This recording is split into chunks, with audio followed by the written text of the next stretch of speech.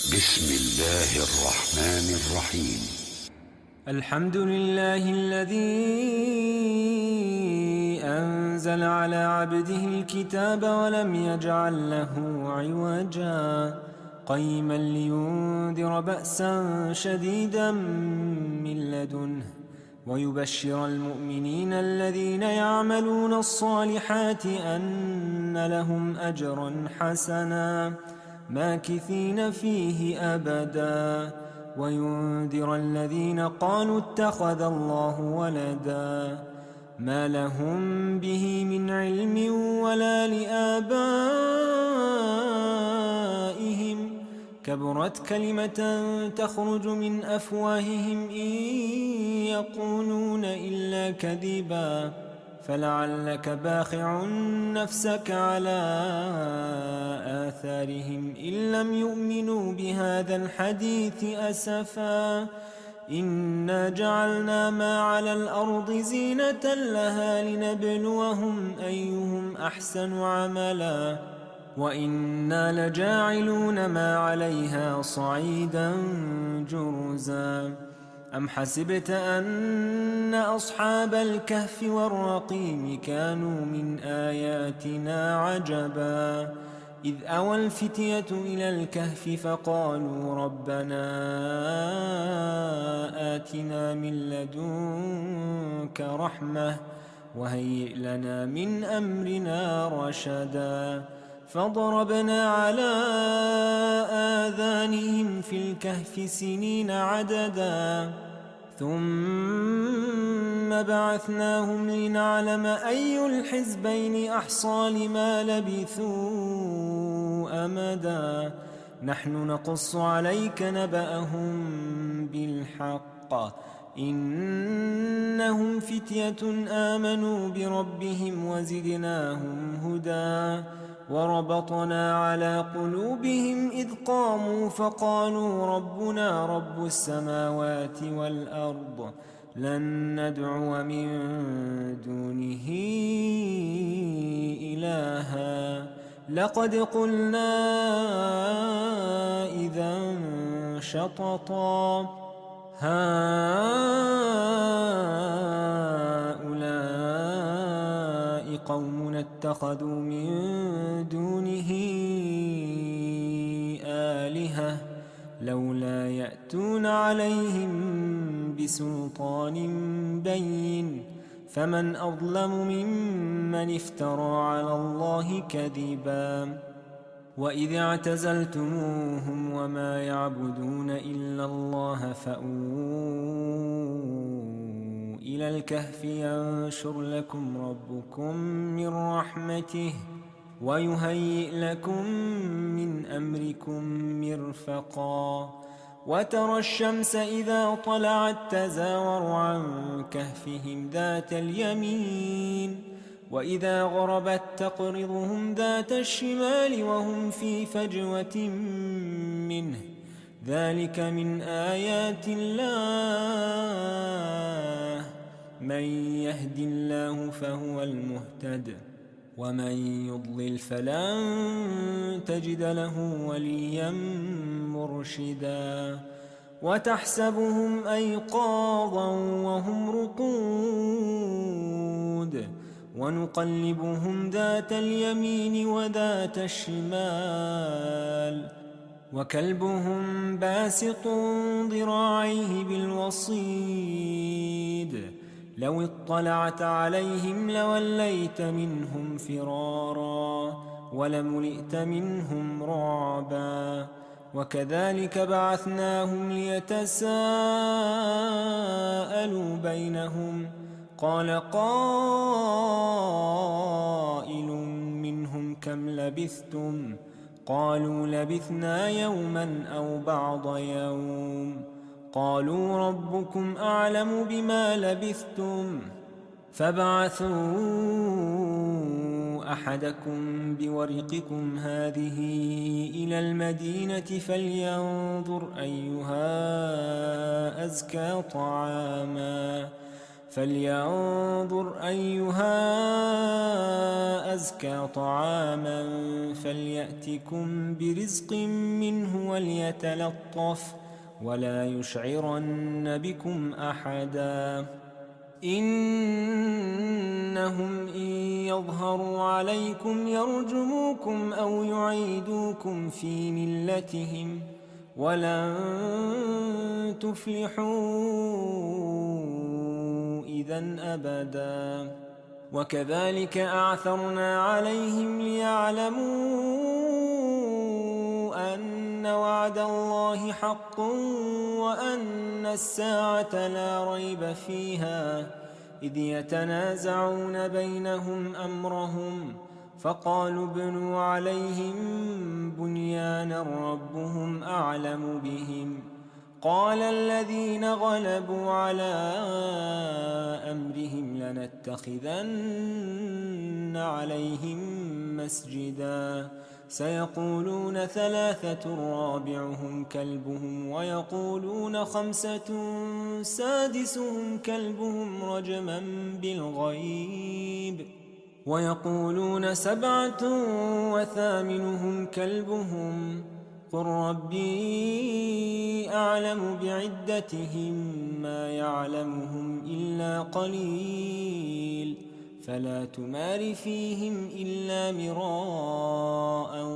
ظاهرا ولا تستفت فيهم منهم أحدا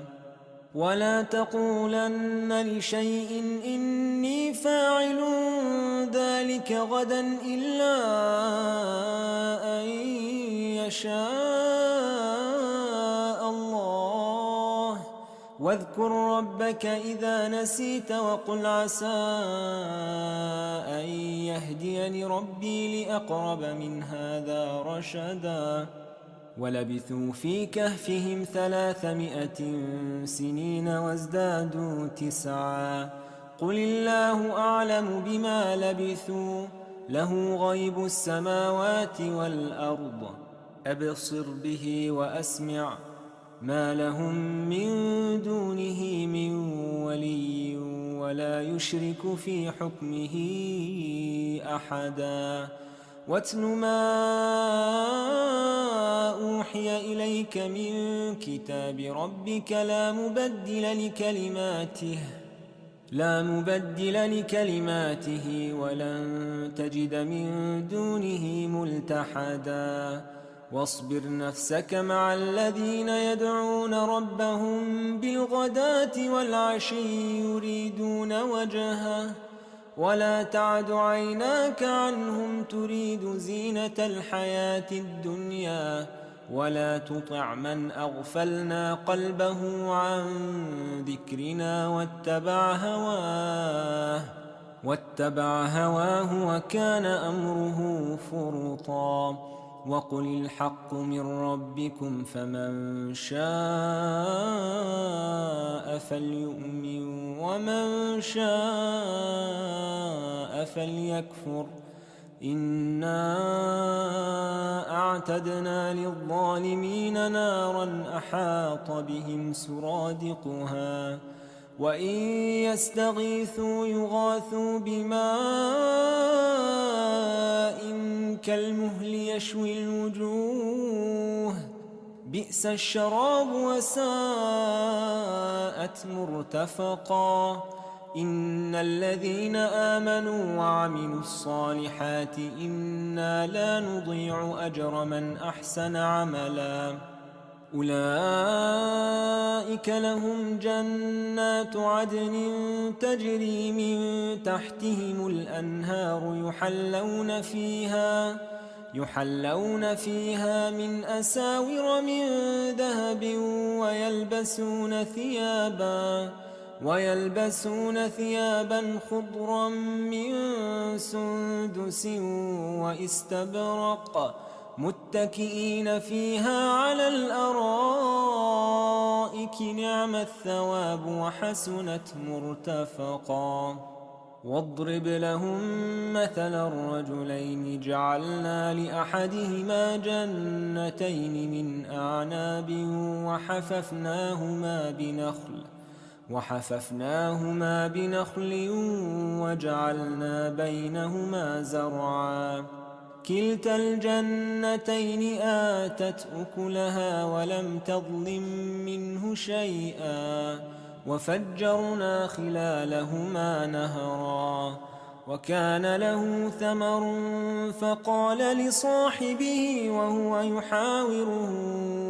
أنا أكثر منك مالا وأعز نفرا ودخل جنته وهو ظالم لنفسه قال ما أظن أن تبيد هذه أبدا وما أظن الساعة قائمة ولئن رددت إلى ربي لأجدن خيرا منها منقلبا قال له صاحبه وهو يحاوره أكفرت بالذي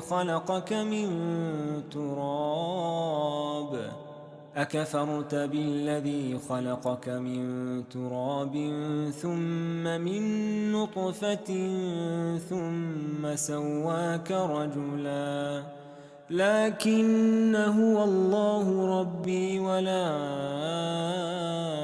أشرك بربي أحدا ولولا إذ دخلت جنتك قلت ما شاء الله لا قوة إلا بالله إن ترني أنا أقل منك مالا وولدا فعسى ربي أن يؤتيني خيرا من جنتك ويرسل عليها حسبانا من السماء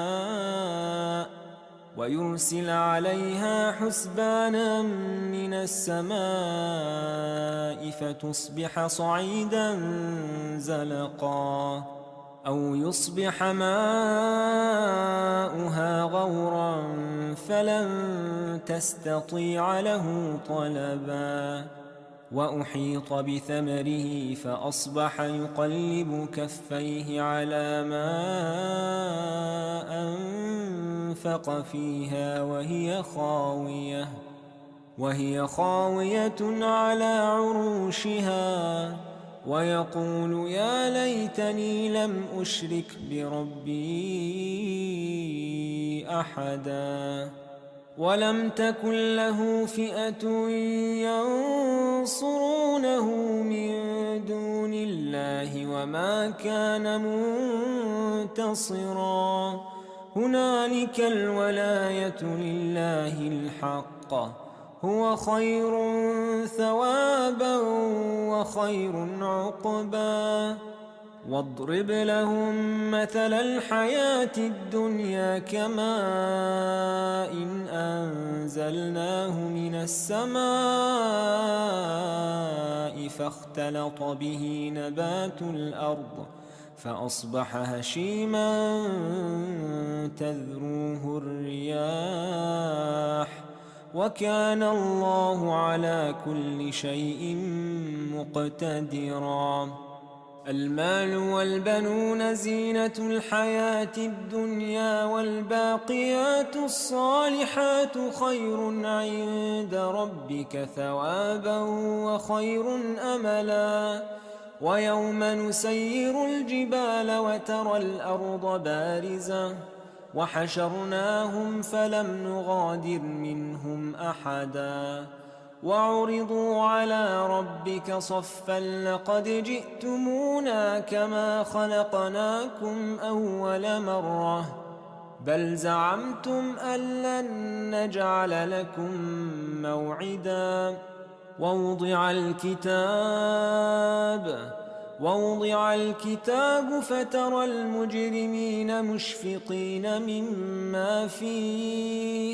ووضع الكتاب فترى المجرمين مشفقين مما فيه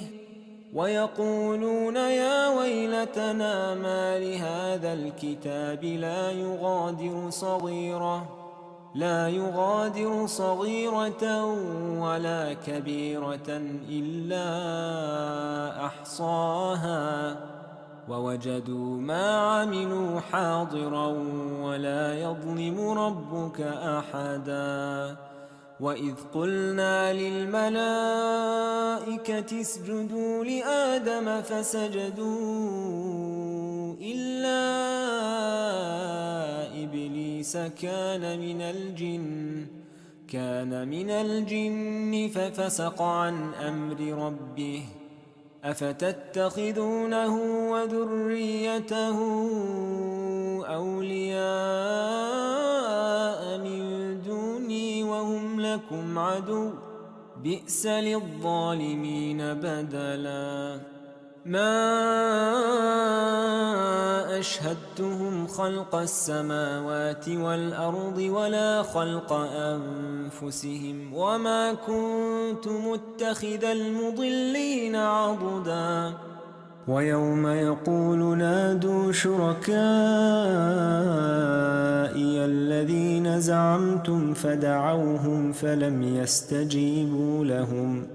وجعلنا بينهم موبقا ورأى المجرمون النار فظنوا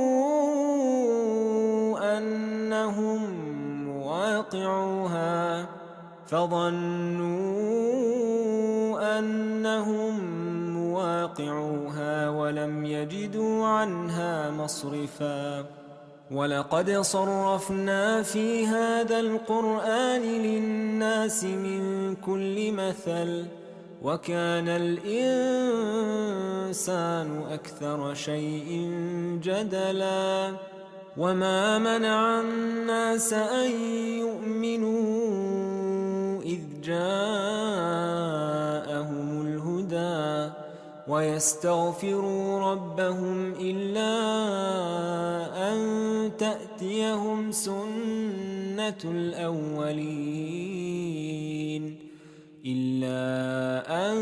تأتيهم سنة الأولين أو يأتيهم العذاب قبلا وما نرسل المرسلين إلا مبشرين ومنذرين ويجادل الذين كفروا بالباطل ليدحضوا به الحق واتخذوا آياتي وما أنذروا هزوا ومن أظلم ممن ذكر بآيات ربه فأعرض عنها ونسي ما قدمت يداه إنا جعلنا على قلوبهم أكنة أن يفقهوه وفي آذانهم وقرا وإن تدعهم إلى الهدى فلن يهتدوا إذن أبدا وربك الغفور ذو الرحمة لو يؤاخذهم بما كسبوا لعجل لهم العذاب بل لهم موعد لن يجدوا من دونه موئلا وتلك القرى أهلكناهم لما ظلموا وجعلنا لمهلكهم موعدا وإذ قال موسى لفتاه لا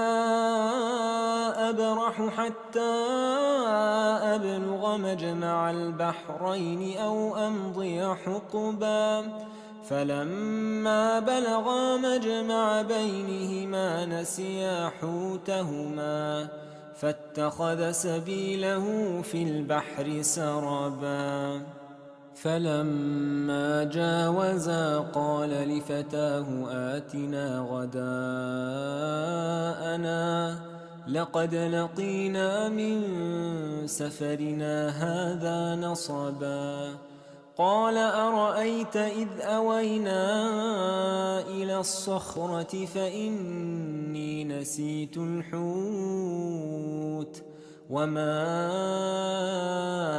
أنسانيه إلا الشيطان أن أذكره واتخذ سبيله في البحر عجبا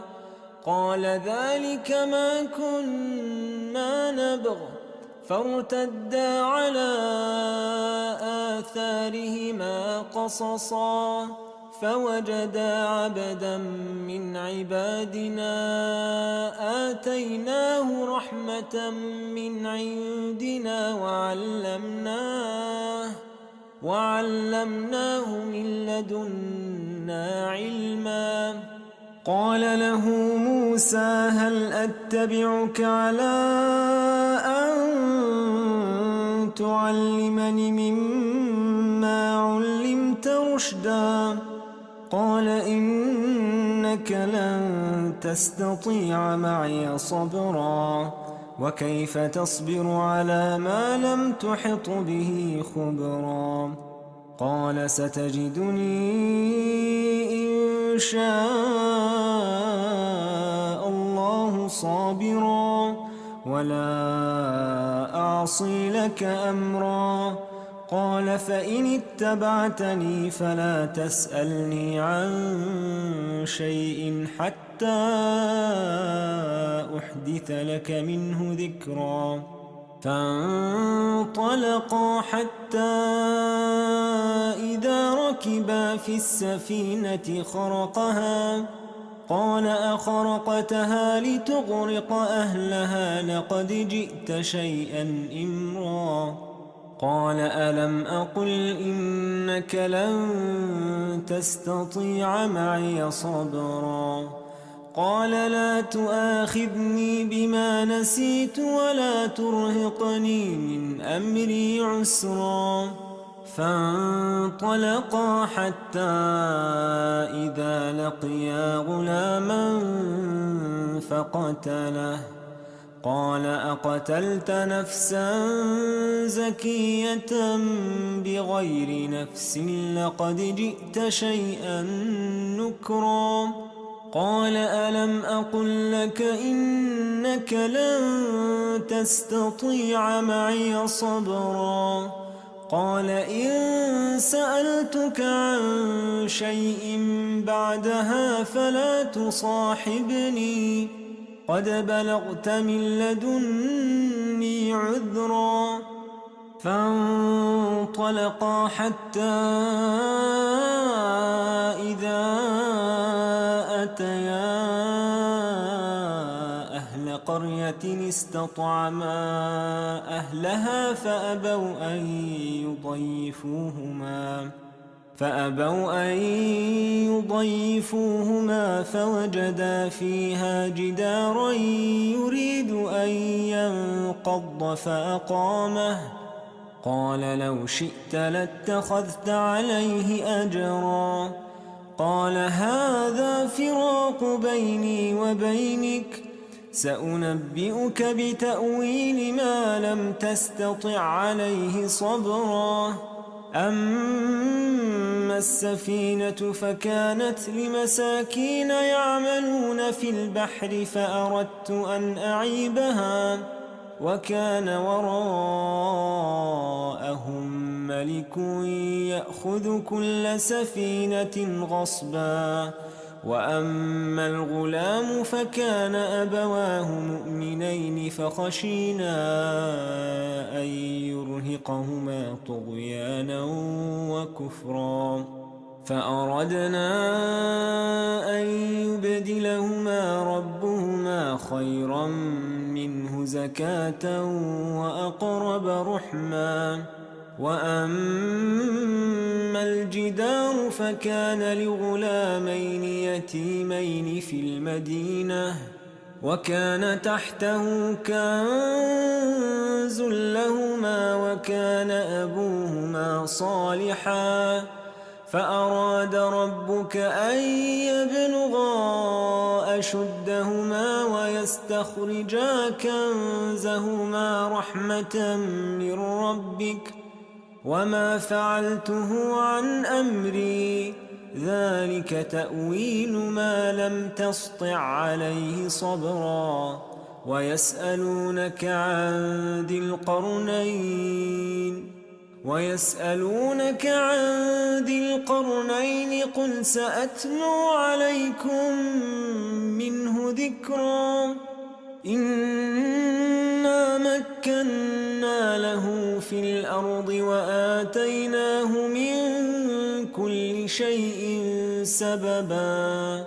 فأتبع سببا حتى إذا بلغ مغرب الشمس وجدها تغرب في عين حمئة ووجد عندها قوما قلنا يا ذا القرنين إما أن تعذب وإما أن تتخذ فيهم حسنا قال أما من ظلم فسوف نعذبه ثم يرد إلى ربه فيعذبه عذابا نكرا وأما من آمن وعمل صالحا فله جزاء الحسنى وسنقول له من أمرنا يسرا ثم أتبع سببا حتى إذا بلغ مطلع الشمس وجدها تطلع على قوم لم نجعل لهم من دونها سترا كذلك وقد أحطنا بما لديه خبرا ثم أتبع سببا حتى إذا بلغ بين السدين وجد من دونهما قوما لا يكادون يفقهون قولا قالوا يا ذا القرنين إن يأجوج ومأجوج مفسدون في الأرض فهل نجعل لك خرجا على أن تجعل بيننا وبينهم سدا قال ما مكني فيه ربي خير فأعينوني بقوة أجعل بينكم وبينهم ردما آتوني زبر الحديد حتى إذا ساوى بين الصدفين قال انفخوا حتى إذا جعله نارا قال آتوني أفرغ عليه قطرا فما استطاعوا أن يظهروه وما استطاعوا له نقبا قال هذا رحمة من ربي فإذا جاء وعد ربي جعله دكاء وكان وعد ربي حقا وتركنا بعضهم يومئذ يموج في بعض ونفخ في الصور فجمعناهم جمعا وعرضنا جهنم يومئذ للكافرين عرضا الذين كانت أعينهم في غطاء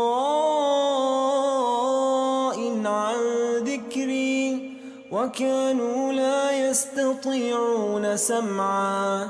أفحسب الذين كفروا أن يتخذوا عبادي من دوني أولياء إنا أعتدنا جهنم للكافرين نزلا قل هل ننبئكم بالأخسرين أعمالا الذين ضل سعيهم في الحياة الدنيا وهم يحسبون أنهم يحسنون صنعا أولئك الذين كفروا بآيات ربهم ولقائه ولقائه فحبطت أعمالهم فلا نقيم لهم يوم القيامة وزنا ذلك جزاؤهم جهنم بما كفروا واتخذوا آياتي ورسلي هزوا إن الذين آمنوا وعملوا الصالحات كانت لهم جنات الفردوس نزلا خالدين فيها لا يبغون عنها حولا قل لو كان البحر مدادا لكلمات ربي لنفد البحر قبل أن تنفد كلمات ربي ولو جئنا بمثله مددا قل إنما أنا بشر مثلكم يوحى إلي أنما إلهكم إله واحد فمن كان يرجو لقاء ربه فليعمل عملا صالحا ولا يشرك بعبادة ربه أحدا.